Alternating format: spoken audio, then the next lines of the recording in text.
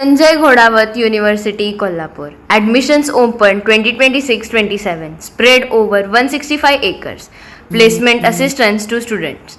Engineering and Technology, BTech, MTech, PhD, Aeronautical Engineering, Electronics and Communication, Civil Engineering, Computer Science and Engineering, Artificial Intelligence and Machine Learning, Artificial Intelligence and Data Science, Robotics Process and Automation, BCom, BBA, MBA, MBN, Fintech and Data Analytics, BCA, MCA, Full Stack Development, BSc Biotechnology, BSc Food Science and Technology, BSc MC Chemistry Physics, BA LLB, BBA LLB, LLB, BPharm, MPharm, BSc Clinical Research and Technology, B Design, Fashion Design, Interior Design, Product Design, Communication and Design. Kolhapur Sangli Highway, Ati Grade District, Kolhapur.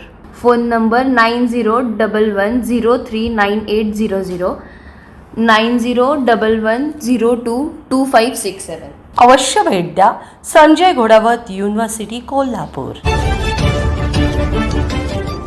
ताज्या बातम्यांसाठी पाहत रहा तीचा. गेल्या काही दिवसांपासून मस्साजोगचे दिवंगत सरपंच संतोष देशमुख यांचे बंधू धनंजय देशमुख हे चर्चेत आहेत. त्यांच्यावर जीवे मारण्याचा प्रयत्न केल्याचा गुन्हा नुकताच दाखल झाला आहे. पोलिसांनी केलेल्या चौकशीनंतर केलेल्या तक्रारीत तथ्य नसल्याचे समोर आले. आता संतोष देशमुख यांनी राज्यात खळबळ उडवून देणारा गंभीर आरोप केला आहे. माजी मंत्री तथा आमदार धनंजय मुंडे यांनी कार आडवी लावून हवेत 2 राऊंड फायर केले असा धक्कादायक दावा धनंजय देशमुख यांनी केला आहे. धनंजय देशमुख यांनी पिस्तूल लावून आपल्याला जीवे मारण्याची धमकी दिली असा आरोप करत समाधान खिंडकर यांनी तक्रार दिली होती. त्या आधारे बीड ग्रामीण पोलिसांनी धनंजय देशमुख यांच्या विरुद्ध हत्येचा प्रयत्न केल्याप्रकरणी गुन्हा दाखल केला होता. त्यानंतर धनंजय देशमुख यांनी पोलीस ठाण्यात गेल्यानंतर प्रतिक्रिया दिली. यावेळी बोलताना त्यांनी सांगितले की अशी कुठलीही घटना घडली नाही. आम्ही पोलिसांना सांगत होतो गुन्हा दाखल करण्यापूर्वी शहानिशा करा. मात्र पोलिसांनी माझ्या विरुद्ध 48 गुन्हे दाखल असलेल्या व्यक्तीच्या म्हणण्यावरून थेट 307चा गुन्हा दाखल केला. मात्र माझ्यासोबत देखील अशी घटना घडली होती. धनंजय मुंडे यांनी स्वतः माझ्या समोर गाडी आडवी लावली आणि हवेत 2 फायर केले. धनंजय देशमुखांनी पुढे सांगितले की आपण फिर्याद देत असून गुन्हा दाखल करावा अशी मागणी आहे. यानंतर IPS दर्जाचे अधिकारी पोलीस ठाण्यात दाखल झाले आणि धनंजय देशमुख यांच्या विरोधात दाखल झालेल्या गुन्ह्यासंदर्भात तब्बल 7 तास चौकशी केली. त्यानंतर तपास देखील करण्यात आले. CCTV आणि काही लोकांचे जबाब नोंदवल्यानंतर अशी घटना घडली नसल्याचे स्पष्ट झाले.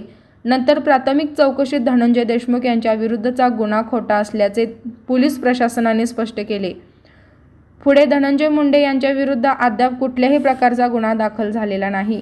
मिळालेल्या माहितीनुसार समाधान खिंडकर यांनी धनंजय देशमुख यांनी आपल्या अंगरक्षकाचे पिस्तूल काढून माझ्या डोक्यावर ठेवले आणि मला धमकावले, तसेच जीवे मारण्याचा प्रयत्न केला असा आरोप केलेला आहे. खिंडकर यांनी दिलेल्या फिर्यादीनुसार हत्येचा प्रयत्न केल्याच्या आरोपात धनंजय देशमुख यांच्या विरुद्ध बीडमध्ये ग्रामीण पोलीस ठाण्यात गुन्हा दाखल करण्यात आला. गुन्हा दाखल झाल्यानंतर पोलिसांनी घटनास्थळाचा पंचनामा केला असून हॉटेलमधील CCTV फुटेज जप्त केले. पोलिसांकडून तपासाला सुरुवात करण्यात आली. प्राथमिक माहितीनुसार अशी कोणतीही घटना घडली नसल्याचे समोर आले. ब्युरो रिपोर्ट तिचा जागर न्यूज. रिपोर्ट तिचा सागर न्यूज.